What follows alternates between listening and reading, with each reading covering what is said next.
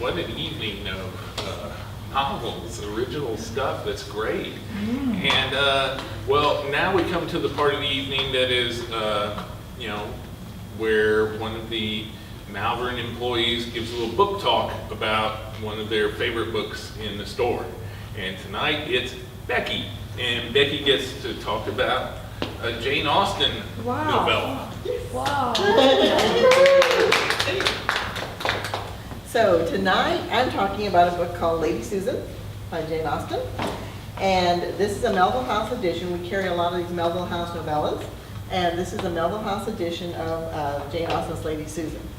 So when this book first arrived in the store, I really couldn't believe it. I thought, you know, what? A Jane Austen book I'd never heard of? You know, where have I been? How did this happen? I thought I had read all the Jane Austen books, and I really did. So I was very surprised. But yes, it's true. This book is actually a very early work of Austen's that she had never submitted for publication during her lifetime. It's written as a series of letters that are by, to, or about the heroine. Or perhaps I should call her the protagonist, because I can't think of Lady Susan as a heroine exactly. Having never read other books in this epistolary format of a series of letters, I didn't believe that a book written as a series of letters like this could be so engrossing. But to me, Jane Austen manages to do just that. From the first line, I was drawn in and captivated by the story and by Lady Susan, the woman we love to hate.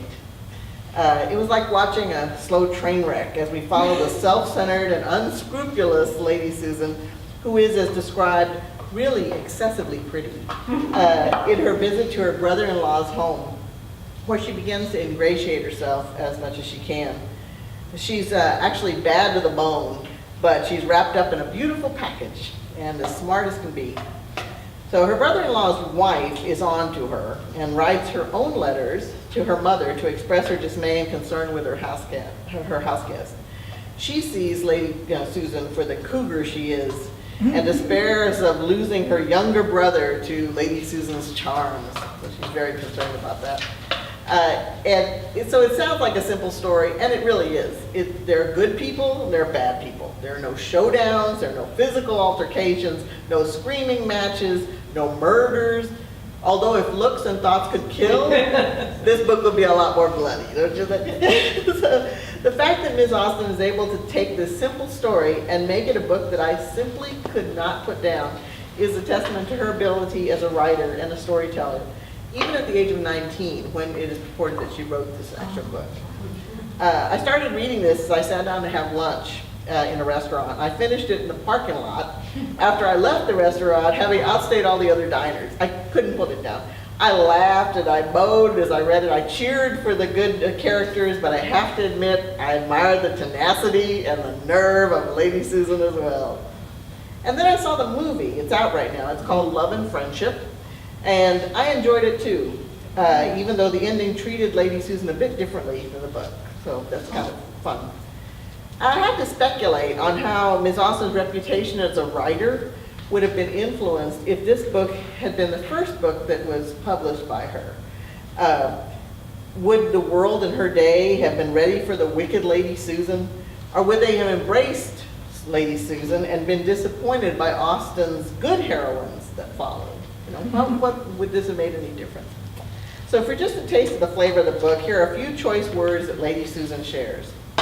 When talking about her friend's husband, she describes him as just old enough to be formal, ungovernable, and to have the gout, too old to be agreeable, and too young to die.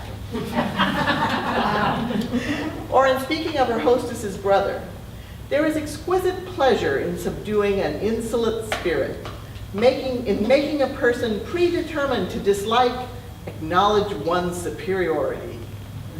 And as she worked to change the mind of this brother, oh, how delightful it was to watch the variations of his countenance while I spoke, to see the struggle between returning tenderness and the remains of displeasure.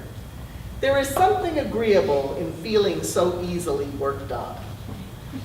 So if you feel like reading a short book that you'll look forward to reading again as soon as you finish it the first time, Lady Susan is for you. This is that Jane Austen book, maybe you never knew you were missing. Pick it up, you'll be happy you did. Wow.